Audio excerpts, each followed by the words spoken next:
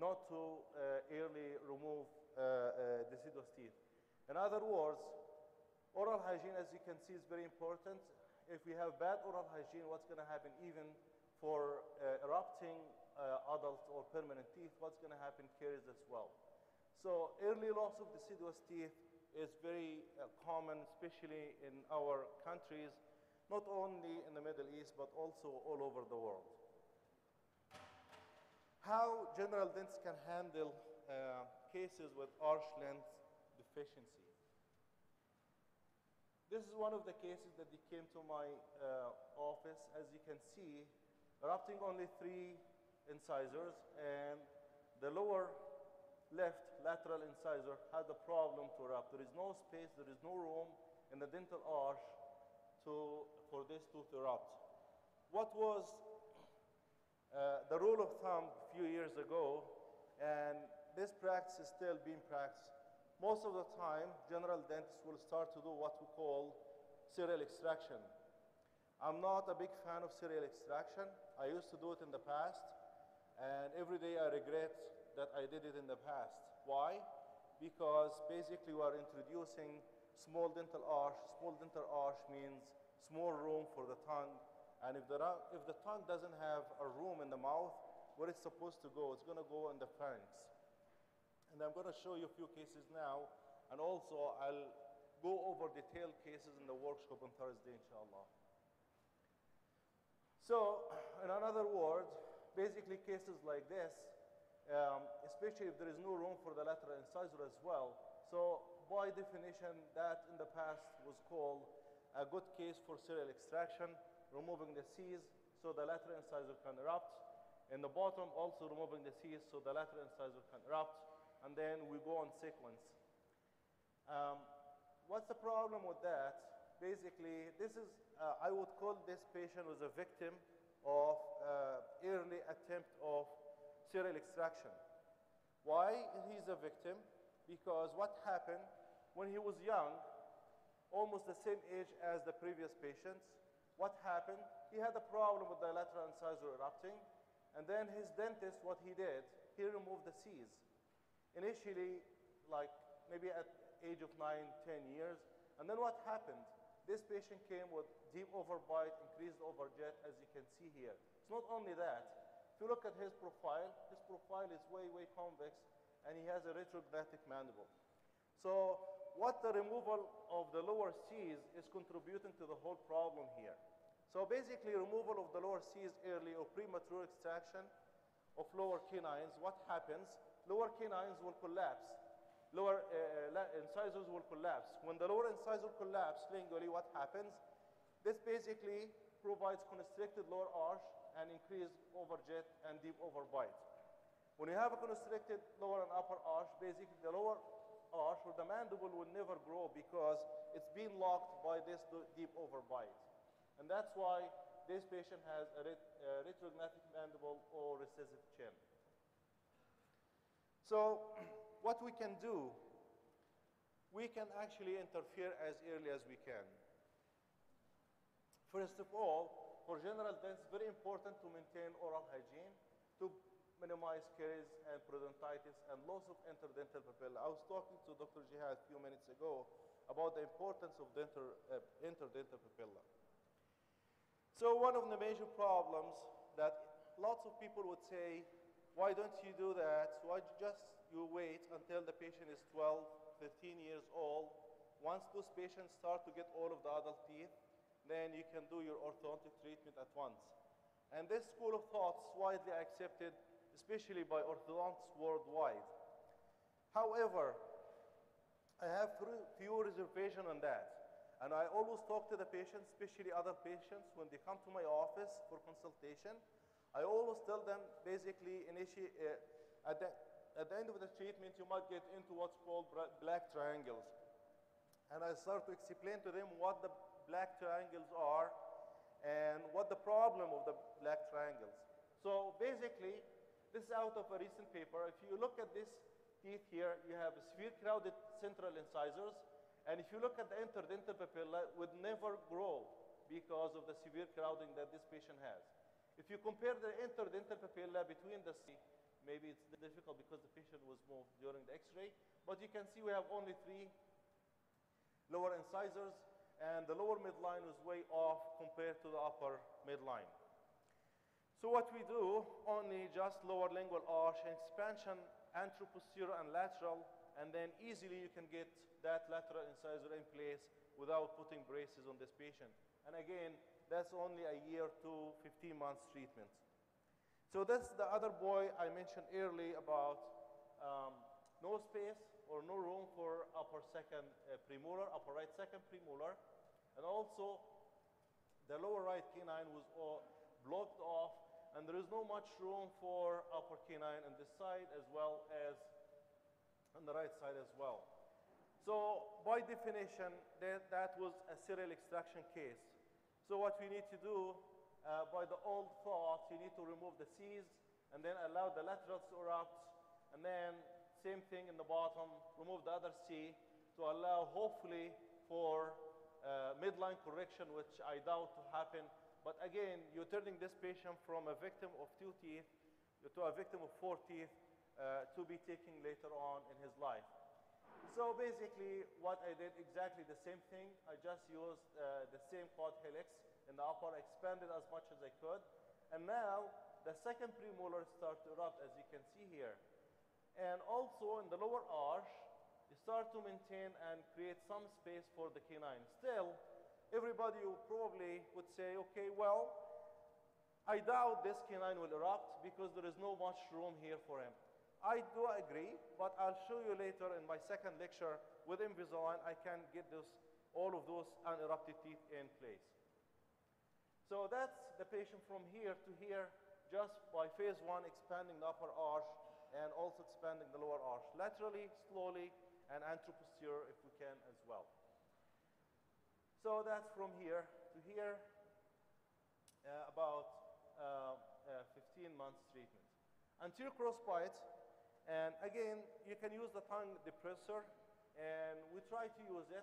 Nowadays, I tell my patients to use bad habit, which is lower lip biting. I ask them to bite the lower lips, and it works exactly the same as the tongue depressor. The fixed incline plane, we have been using it, but we have some issues with it. But also, you can do enameloplasty, posterior buildups, and I'm going to go over those treatment modalities briefly. So basically, it's very important to know if there is any dental interference that the patient basically is sliding into the front and creating anterior crossbite. So one of the things that you can do, you need to notice if there is any dental interference. You just use a regular articulating paper, and then you can identify those areas. And also, other thing that you can do some build-ups in the posterior, and I'm going to show you how to do this later on. So basically, you build the posterior teeth up in a way to do like a Frankel 3 or to prevent further protrusion of the lower jaw. And then basically, when you build up the posterior teeth in this way, like you're building a ramp, this ramp basically the kids will take into the new position. Or pedodontists, I believe, will love to see this one because it's easy. And what you can do is just make crowns of the upper incisors, and then you can fix the anterior crossbite, and you can provide the patient with a really nice guidance. And that's just crowns that pedodonts or general dentistry can do, and then you can fix this crossbite with crowns. This young boy is the youngest patient I've ever had in my life as orthodontist. He came and we tried this is not his teeth, it's just to show you what the anterior inclined plane is. So we tried the anterior inclined plane with him and didn't stay. He's hyperactive patient. He can't stay on the chair, and I'm sure all the pedodonts would agree with me, like you have a hyperactive patient like this in the chair would be a challenge, especially for general dentists or an orthodontist. After a few failure of those anterior inclined plane, we decided to go with the same Wilson arch. And this quad helix, basically, for Wilson, it has anterior part that you can basically move the anterior teeth forward, and then you can fix the crossbite. Same thing that you can do in early mixed dentition. If you have one or multiple teeth in crossbite, you can bond some buttons parallel to the upper incisors.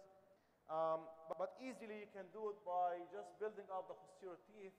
And the way you do it, basically, you build up, you make patients open, and you can see the function shift here. This is the lower midline, this is the upper midline.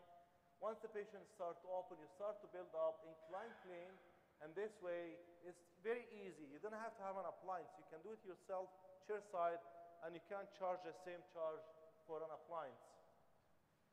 And basically, these are the inclined plane, so you can fix the posterior crossbite. And what's going to happen, midlines will be on, and the patient will be happy.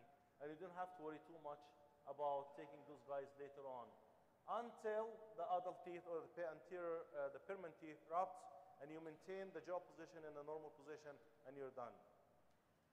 The other thing that you can do, and this is what I love to do also as well, Wilson, because you can do bilateral expansion if the patient has constricted upper arch, or if there is any dental interference.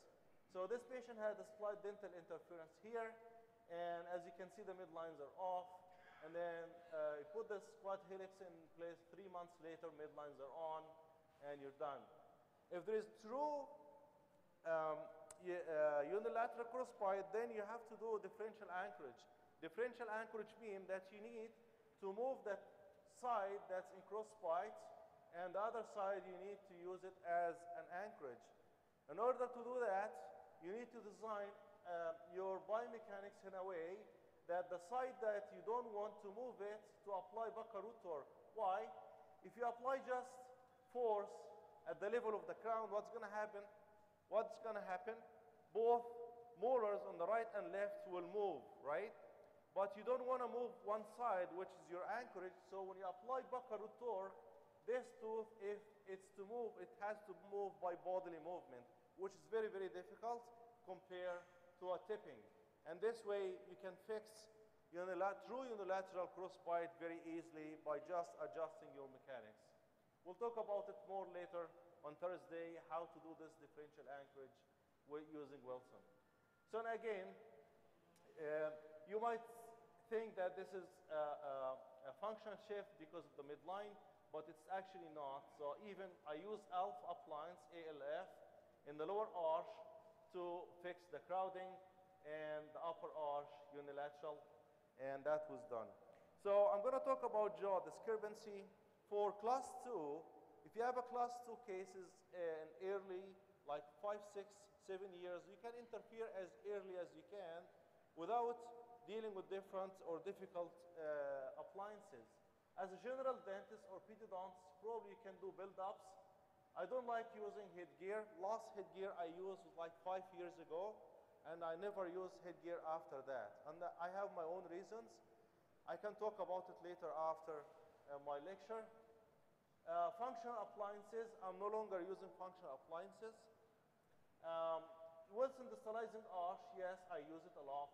You can use it with quad helix, with a lingual arch, or Jones jigs. So for the build-ups, as a general dentist, this is the easiest functional appliance you can do in deciduous dentation. All what you need to do, you just build up the upper teeth, the posterior teeth, and upper and lower in a way as if you're doing functional appliance or adjusting the lower jaw to be like a bite jumping appliance. Exactly like as if you're doing a twin block appliance and the patient has to jump the bite forward. Functional appliances, again, they have their own limitations. I've used most of them in my life, from Frankel to you name it. And I realized that it's a waste of time unless you see the patient every week, and the parents, they have to do incentive. Literally, parents, they have to bribe the kids to wear those appliances. Unless the kids, they are really, really good in cooperation, there is no reason to do it. Headgears, you can have high pole, cervical, or combination. And again, I've used all of them in the past, and no longer I'm doing it. So this is one of the successful cases that I've done. And you can see this case has retrognatic mandible and also slightly prognatic maxilla. So we used high pole headgear with posterior biturbous, and you can see this patient turned from a class 2 to class 3 in about a year. Just 1 year. You turn the patient from class 2 to class 3. just saw him a few weeks ago. Now, the midline is still off, but now we're having some spaces to fix his midline. Crossbite is now improved, and the spaces, all the spaces are closed. His midline initially were off, now it's almost on. The lateral, upper lateral that was blocked, now we have more room for it. You can see that. And the extraction space here is now closed. Pre-prosthetic or pre-implant. So this case, 34 years female came, and she had the lower right first molar was removed a long time ago, slight crowding in the lower arch, and then she was set, and she also didn't want to have braces. So we gave her Invisalign, we opened the space for implant, and now she's ready for implant. So we have some challenges. Not all the cases will go rosy and nice like all the cases that I showed you, okay? Non-compliant patients. Some patients won't wear the trays, and what's gonna happen? The magic, the crystal ball is not gonna work, okay? They have to wear the plastic. Some cases, they want to finish fast, so what they do, they change their trays every 2 to 3 days. The problem with that, the next set of trays, after 4 or 5 trays, the trays won't fit. And what's gonna happen? They have to go back. There is some cost, an extra cost. So there's extra cost to do Invisalign because the overhead is like $2,000 total, about $1,600 for the trays and about $300 for the retainers. However, my overhead cost for regular braces cost me more. If I see the patient for regular braces for half an hour, 45 minutes, I see my Invisalign patient for 5 minutes. Come in, open, close, yes, you are on time, give him more trays, see you in 6, 8 weeks. And that's it, that's all what I do, most of the time. The only big cases I do at the beginning, like when I take impression, I'm no longer taking impressions with Invisalign, I'll show you in a few minutes what I do. And insertion and removal of the attachments. Understanding the mechanics is very important because if you don't have background in biomechanics as an orthodontist, it's very, very difficult to do those kind of difficult cases. You need to know how to set your anchorage, how to plan bodily movement. Nobody believed me that I can do bodily movement with Invisalign or clear aligner, but I do, and I showed you. I did torque, lower incisor, 15, 25 degrees, or 35 degrees in 15 months, just by clear aligners. You need to be explicit with clear and the patients. Tell the patients that the first set of trays will fix your teeth, and then we most likely will get another or third set of trays. So the patient had expectation of that. And I'm going to talk about the ITR or the IOC. But before, I need to show you some challenging cases, okay? So this case, young boy came, for me it was a simple case because I have enough spaces here. I can fit these canines in. Compared to the difficult cases that I showed you early, this piece of cake for me.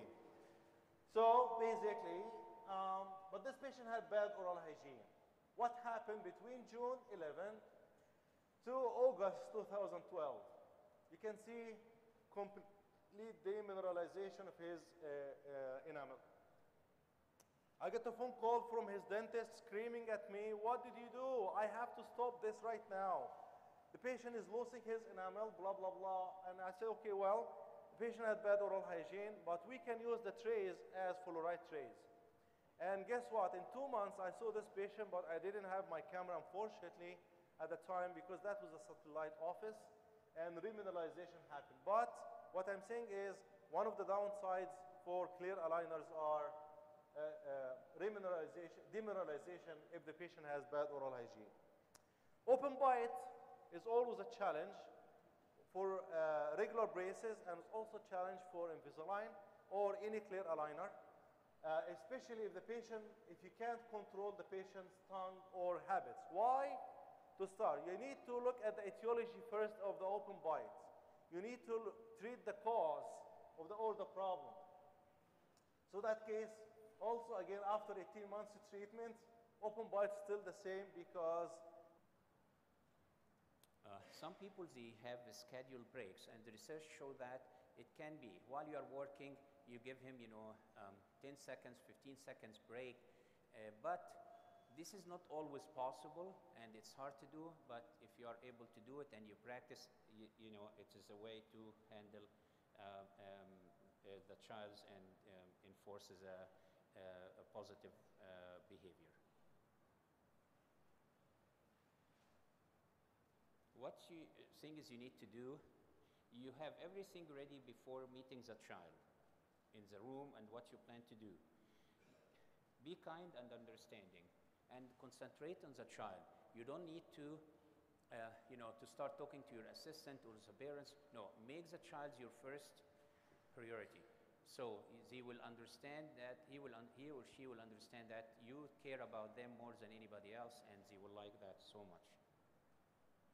Introduce yourself. My name is Dr. Fuad Salama, or my name is Fuad, or so. Learn the child's nickname, if he has a nickname, or at least his name. When you call him with his name, Abdullah, rather than hi without saying his name, it makes a big difference if you mention his name. Be truthful all the time. Never lie to a child.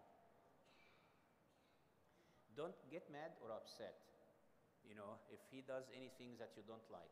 Use complex talk and don't shame the child. If he did something that you don't like, don't make him feel unhappy.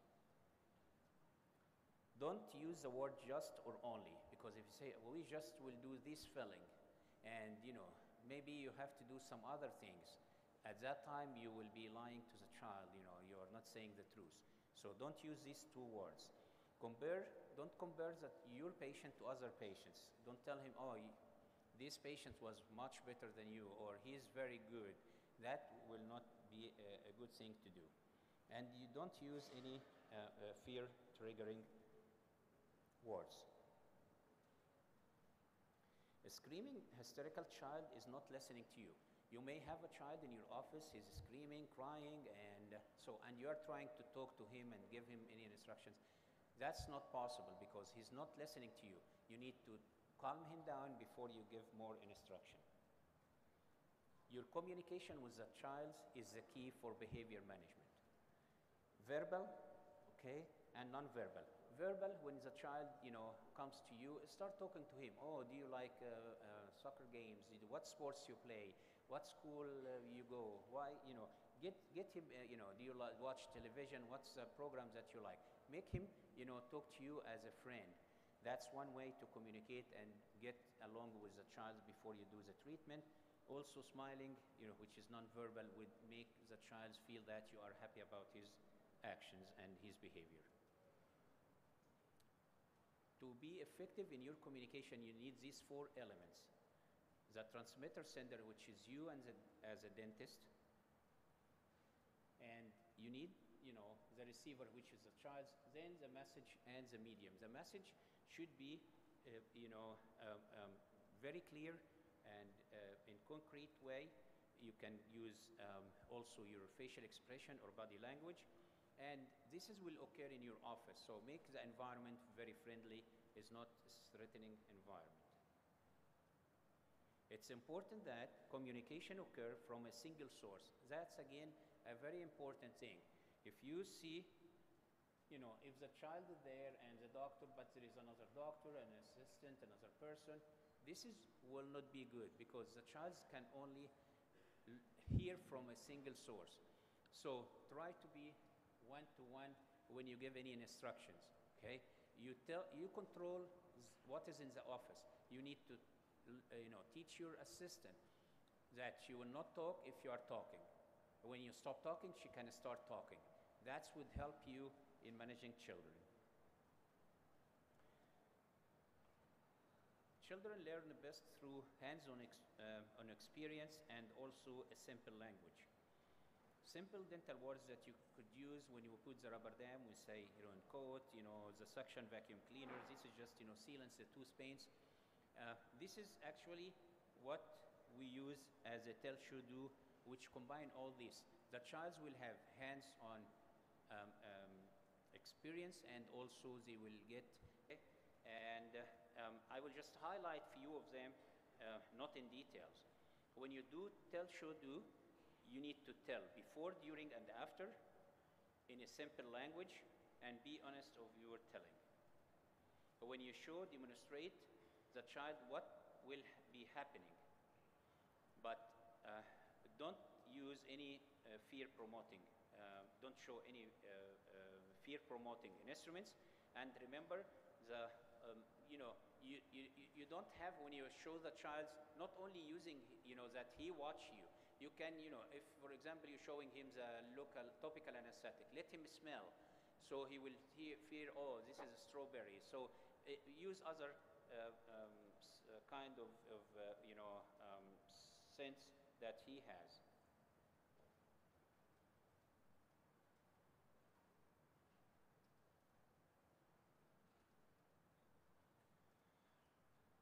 Do what you said, whatever whatever you said, you need to do it. Do it in a manner that you said exactly. As you do it, continue telling the child what you are doing. So it is a continuous process.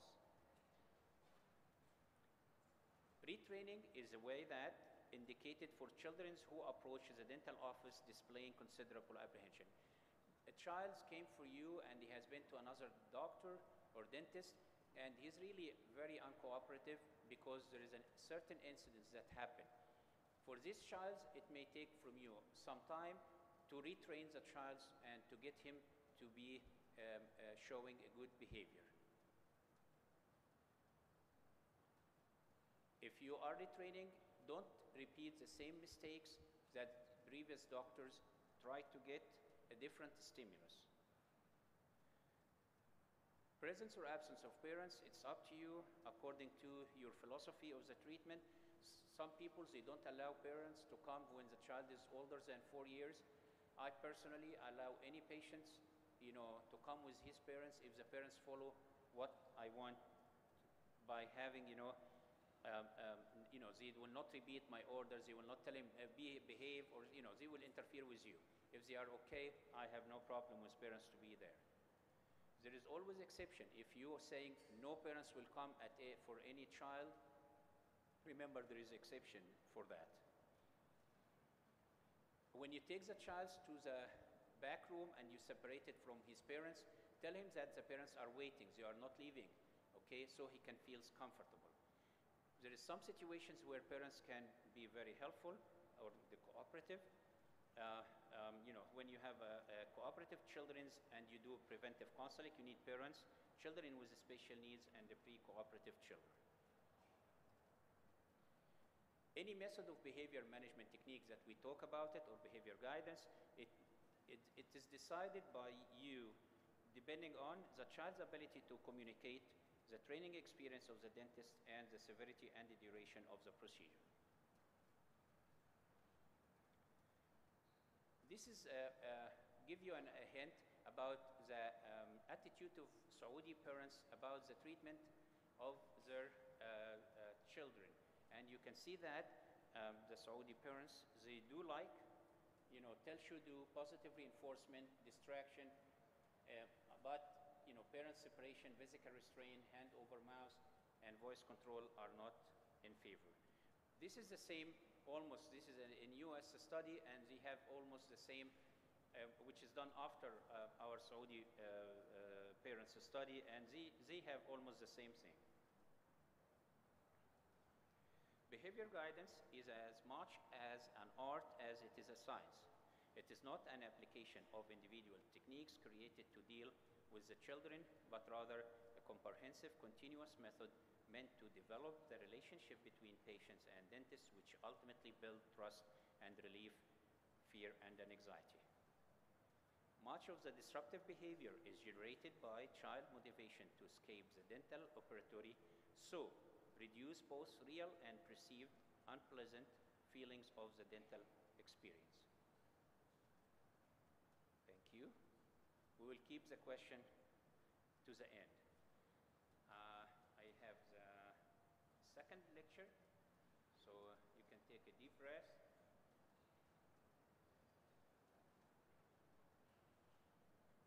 removal of any dental interference. You can use any of the inclined planes if you like. Expansion appliances are easy to use. And then complex cases better be referred to orthodontists. With this, I'm finishing the first lecture. And these are the Canadian Rockies I love to see them from the aircraft. Now, I'm going to talk about Invisalign, what the general dentist can do with Invisalign, and what better cases to be referred. So this case, I'm going to talk about class 1 cases first. Class 1, this is a relapse case. He had braces before and came with a small median diastema. You can treat this case 10 different ways. But for a patient that had braces before, normally they don't like to have braces again. Okay? So one of the options that you can use any clear aligner or active A6 retainer if you can. I'm going to watch my time this time because I have another 100 slides here. But this again, that's one of the initial cases that we did with Invisalign, and that's 18 months treatment for median diastema, and that's what actually pulled us back from using Invisalign anymore. If you have a simple diastema, you can use it, and you spend 18 months trying to fix that. That's not the best way to do orthodontic practice. This case has a bimax protrusion, but now the diastema is about 4 millimeters. And initial was in October 11. 13 months later, the diastema was almost closed. So she's almost done. We're just finishing here right now, which is really good. Now we move from small diastema to bigger diastema to smaller treatment time or less treatment time, if you can say. It's not only fixing the diastema, but also fixing the bimax protrusion or the dentoalveolar protrusion. A simple case, especially for adults, a 48-year-old female with simple minimum crowding in the upper and lower. You can do interproximal reduction, and you can finish this case in 18 months treatment. And again, that was back a few years ago. Okay? All those cases, I would say, these are the general dentist cases.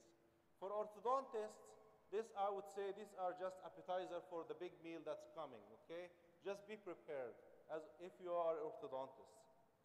So now we're moving to a bigger diastema, about 5 millimeter and bimax protrusion, as you can see here. That's 2007. Upper and lower incisor were proclined from the lateral sphenometric X-ray, as you can see. And she also class 2. But as an adult patient, you have to have limited treatment objectives, especially if you don't have much bone around the incisors to move those incisors backward, bodily movement. So with that, we moved to Invisalign, and again, about 2 years treatment. Bimax protrusion were fixed. Median diastema was corrected, redistributed the spaces behind the lateral incisor, and you can see here, upper and lower incisor position has been improved a lot, and class 2 still skeletal because this is an adult case. You are not expected to fix jaw position with Invisalign. Probably you can do surgery, but this is an adult patient, so still improved from here to here, which is really good. And this is sphenometric superimposition, and again, before and after, just tipping movement, which is, I would say this is controlled tipping, which is really good. So now we are getting into the heavier cases or the moderate cases. This case might look easy, but it's not easy. Why? Because this canine here has no room. However, midlines are on, class 1 both sides. So it's a challenge. How going to create a space for that canine having everything else is perfect? Midlines on, left side's class 1, nice overbite and overjets. So you have to have some magic, okay? So each orthodontist, they have a crystal ball, right? In the consultation room, all the patients, they have to touch that crystal ball. I'm just kidding. Of course, basically, the easy answer for that is just expand laterally and anteroposterior, and then you can get that canine in. But now we're down to 14 months treatment. From a simple median diastema, that 1 millimeter in 18 months, now we're talking about difficult cases in less time. How would you do that? You need to think how to expand anteroposterior and laterally. That's in a nutshell how I do most of my Invisalign option. So I need to see first how much bone I have. Once I have enough bone like this lady, that she had unilateral posterior crossbite, I know that there is much room that I can tip the crowns, I can get the roots back to the bone, so I can do tipping. I can do bodily movement if I have enough bone. So my simple answer to your question is, if I have bone, I would do it slowly. If I don't have bone, I have to go for surgical assisted rapid palatal expansion. Okay, another case, if you have the same scenario, bilateral crossbite in adult, and you have a tendency of open bite case, and the overall occlusion is acceptable, would you go really for expansion or just accept it if there is no mandibular deviation? Okay, so we have a posterior crossbite, we have an anterior open bite, right? Tendency. A tendency, or like a high angle case. My best bet on that, what I would do is I still do expansion, but when I do expansion in these cases, I build up the occlusal, as I showed in one of my cases. I build up the occlusal surface, I make them flat. When I make them flat, first of all, I minimize the interference. This is number one. Number two, I use vertical pole chin cup in most of my cases, okay? So there is one thing in the market, it's called jaw bra. It's a funny name, but this is the trade name of it, and it's nicer than the chin cup itself. It doesn't irritate the chin. And I ask even adult patients to wear it at night time. So they don't have to wear it during the day, especially if they're working, like especially adults, right? But they wear it at night time. So with this way, I can control the vertical dimension. So I go slow. I use posterior bite block or bite plate, if you can say it, built or bonded to the teeth, and then I go very, very slow. So with that, I can intrude the posterior teeth. I have a case, but there is no room today for time for it. It's not only one case, like few of those cases. High angle is exactly what you described. Adult case, bilateral posterior crossbites, increased overjet, high angle case, open bite tendency, or functional open bite. And I finish those cases between 15 to 18 months treatment, non-surgical, non-extraction. And again, the way I do it, I build up the posteriors, use the vertical pole chin cup, and slight vertical elastics in the anterior, very, very light. Okay? Thank you. Any question, please? Thank you.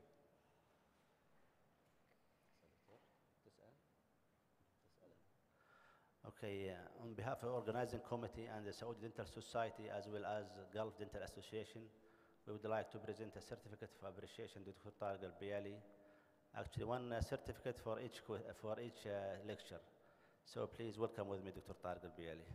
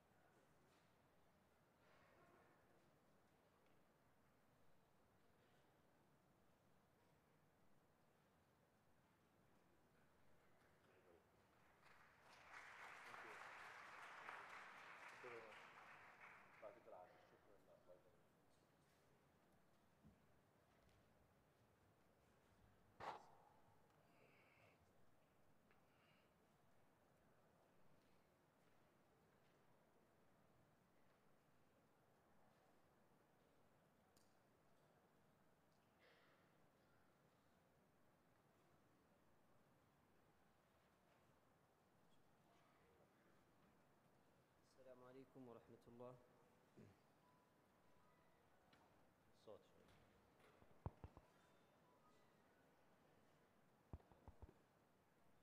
I would like to announce that there is a little modification in the program that Dr. Abdullah Mushet has apologized to be with us for today.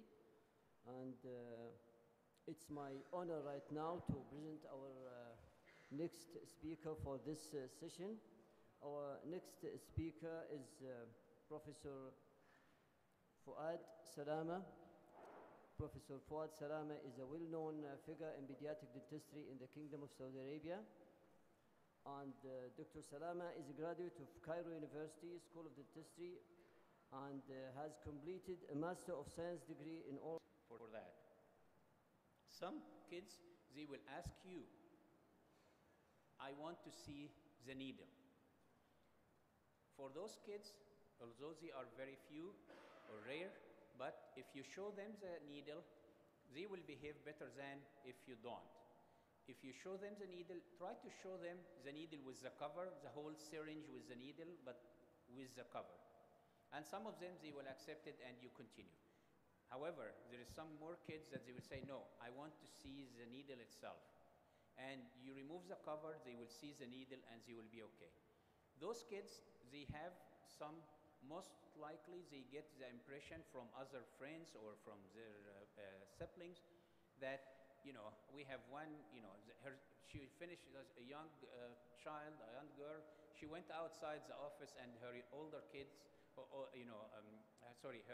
younger siblings was outside, and as soon as she came out of the dentist room, she's telling her sister, oh, the doctor has a syringe this big. So imagine this child is coming to your office and she thinks that the needle is like an arm, okay? That would be very difficult to manage. Then you have to change that by showing her the needle, and at that time she will be cooperative. When you give injection, use any kind of distraction techniques that you would like.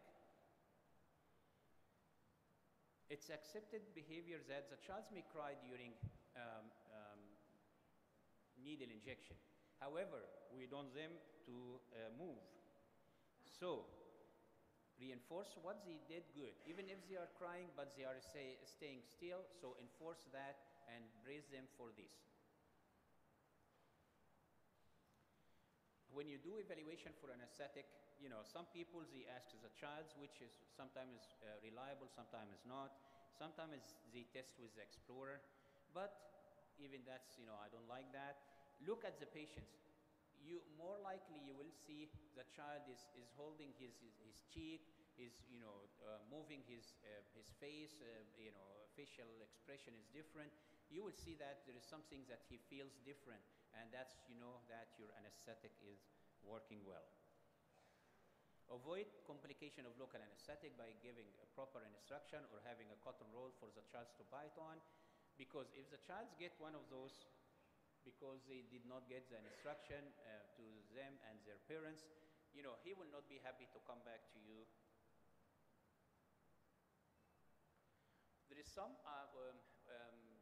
you know, method of giving local anesthetic to help decrease the pain and the pressure.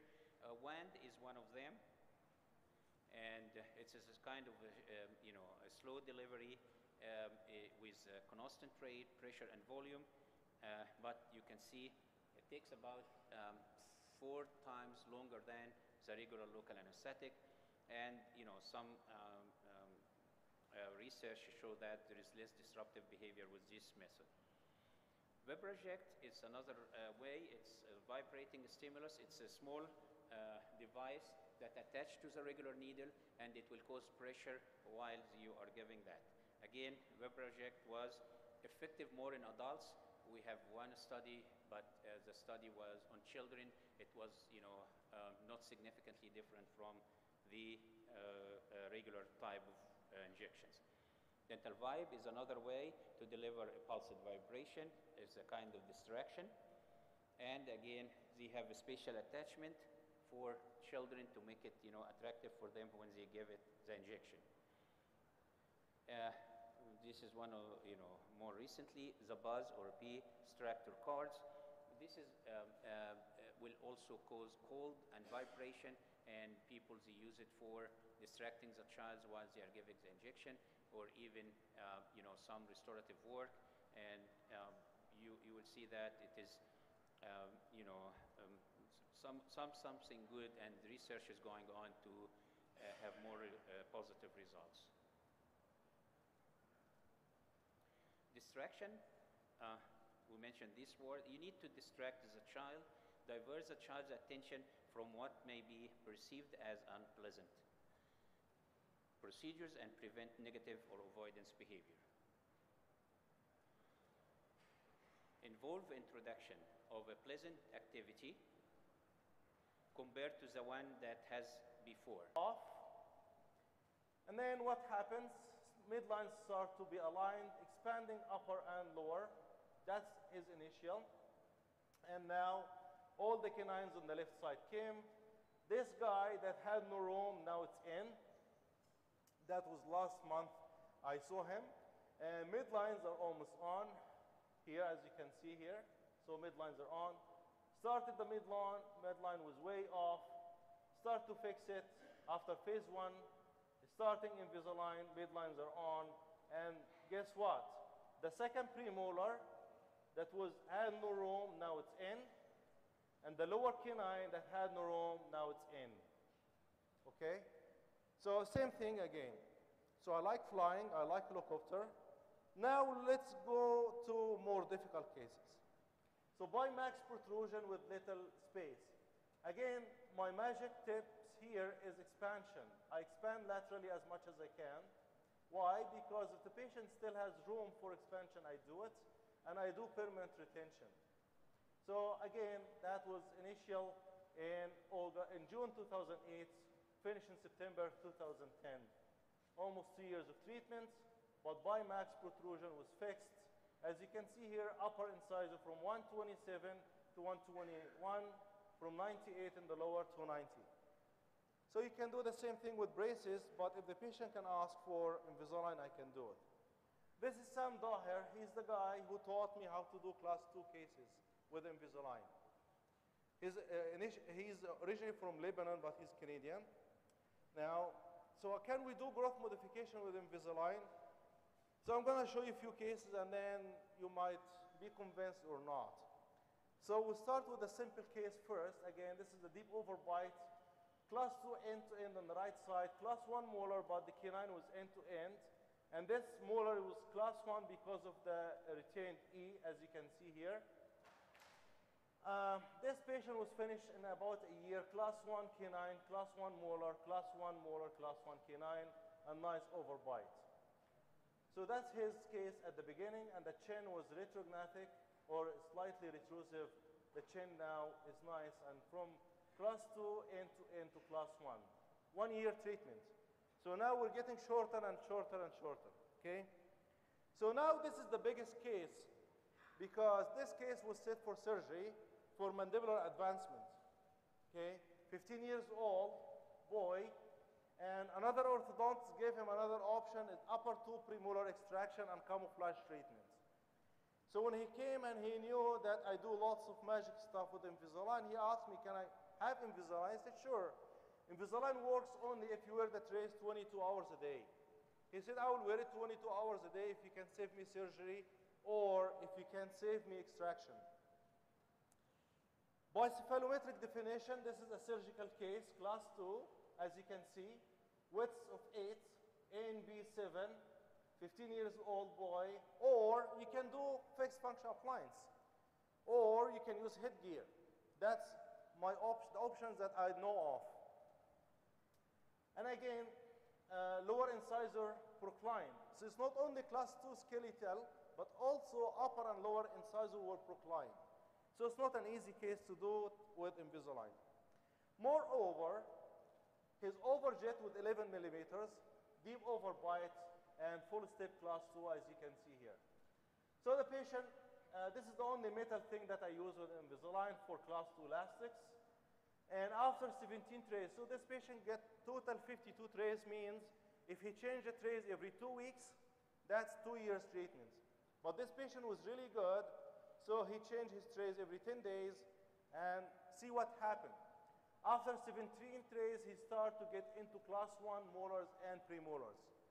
8 months treatment from full step class 2 to class 1, non-extraction, non-surgical. And guess what? About 10 months in treatment, he started to get into class 3. From full step class 2 to class 3 in 10 months treatment. He finished in 15 months treatment, non-surgical, non-extraction. And this is his digital models afterwards. This is his cephalometric analysis, almost borderline class 1, and lower incisor was maintained in its position. His jaw has moved or grown slightly a bit to the front, maintained lower. Widely accepted, whether you use it at home or in the office, you may still work with some of those, but the directions and menus choices have modified. So we need to update our knowledge about behavior guidance.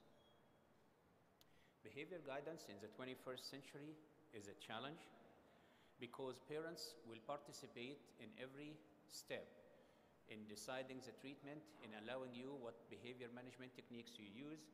Now, the child has also some demands and some needs that you have to meet, and everything you do, you have to get an informed consent. You as a dentist must understand option when you treat children, inform parents about what you're going to do and also the child's, obtain consent, and you have to maintain control. If you don't maintain control in your office, that would be a big problem. These are just some examples of the kids that you may see in your office. You can see to their faces and how they react, and you're supposed to manage all those. And the best way to manage them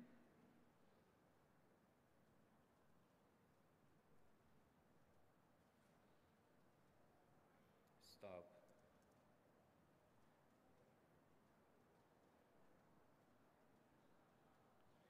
Is not forwarding.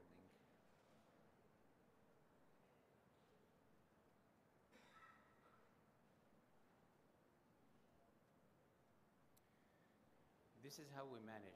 No, don't believe that. This is just a joke, okay? Behavior guidance is a science and art. You need to learn what type of behavior guidance and what scientific basis of each one, and then you try to use this in a certain way. There is no magic, okay? Dr. Bailey was talking about magic. We don't do magic because parents comes to you, they cannot control their child to drink a cup of milk, and they expect you to control their child in the office while you are drilling with a high speed. So we cannot do magic. We'll try to do our best, but it is on scientific basis. Behavior guidance requires the skills in communication and should be individualized for each child. You cannot make it a standard for each child that you will use the same technique. Your goals of behavior guidance is to establish communication, relieve pain, and relieve fear and anxiety. You deliver quality dental care. Your ultimate goal is to build a trust between you and the child and his parents, and also promote a positive attitude of the child. State your general goal for the visit, whether it is emergency visit, which is the first visit, it is a restorative visit. You need to set your goals, explain the necessity for the procedures, divide the explanation of the procedures into small parts, and also when you explain this to the child, you need to understand the level that you will communicate with the child. Younger child is not like an older child or different ages. Reinforce appropriate behavior. That's very, very important. Anything that the child do good, always reinforce by praising him about what he does. Disregard any minor inappropriate behavior. If you feel the child did something that you don't like, but it is very minor, just ignore. That would help you to continue working. When you treat children in the dental office, you need to consider the child is laying on the chair. You are huge compared to the child in your size. The child is opening his mouth. He's, put something in his mouth that has a smell. There is the noise around that. So all these things, maybe even you may be doing something that is, making the child, feel some discomfort or pain. So everything you see that, it's a stressful situation for the child. So you have to consider that when you manage children. Also, something different compared to the adult patient's treatment is you deal not only with the child, you deal with the as treatment. Preventive measures and restorative treatment plan should take into consideration carer's risk assessment. What happens if you have unsuccessful outcome when you see the patient? You need to revisit the carer's risk assessment you did. You saw a child, you did your carer's risk assessment, and you inform the parents about certain things they need to do, and the child, certain things needs to be done, and then they come in the recall and you find new carers. What is the problem here? There is two possible reasons for that. Either risk factors cannot be controlled. You told them to brush their teeth 2 times a day or 3 times a day for 2 minutes, and they didn't do that. So that's why they have developed new caries. Or there is some caries risk factors that was not identified in your previous visit, and you should re-evaluate.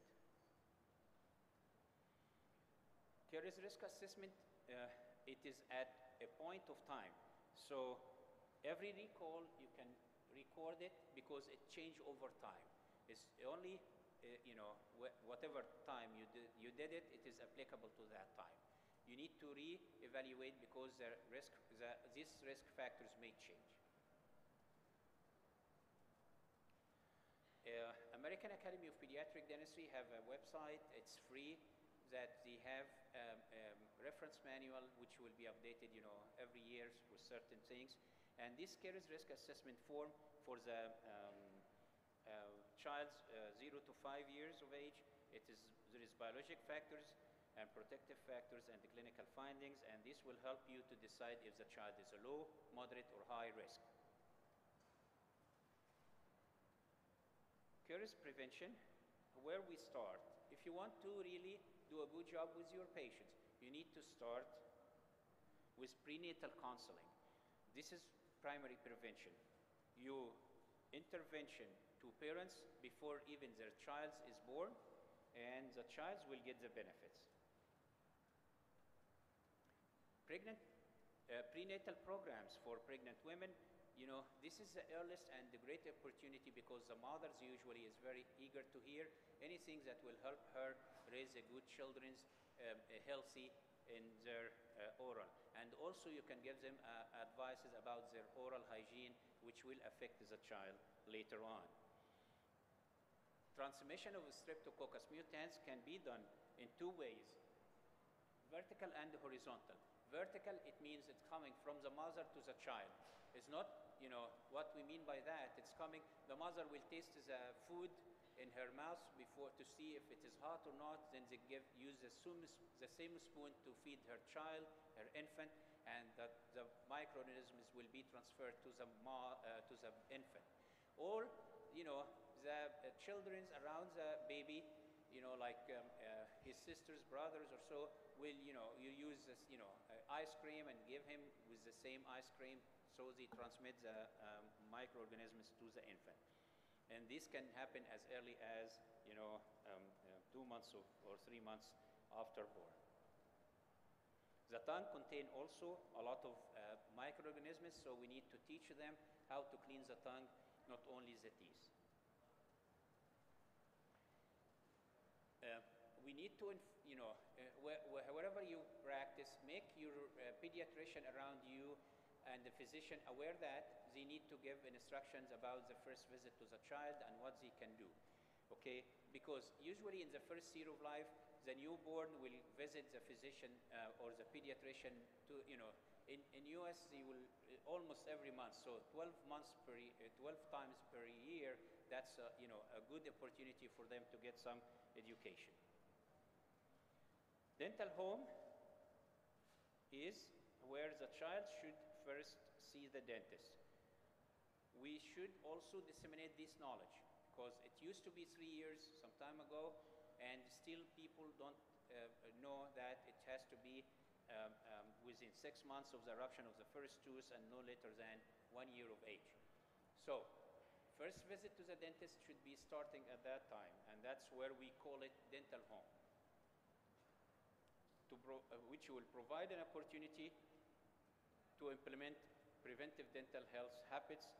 And in this case, you will build the important foundation of a vent which can be given over 10 days, and that's also to reduce the microorganisms in the mouth. There is, for example, in the GI, they have a very effective, strong evidence for use. For dental caries, it's very promising, and more research in this area is going on. Changing the molecular genetics of Streptococcus mutans and other cariogenic bacteria to become non-cariogenic, and this is another way of dealing in research to try to prevent caries. A slow-releasing device.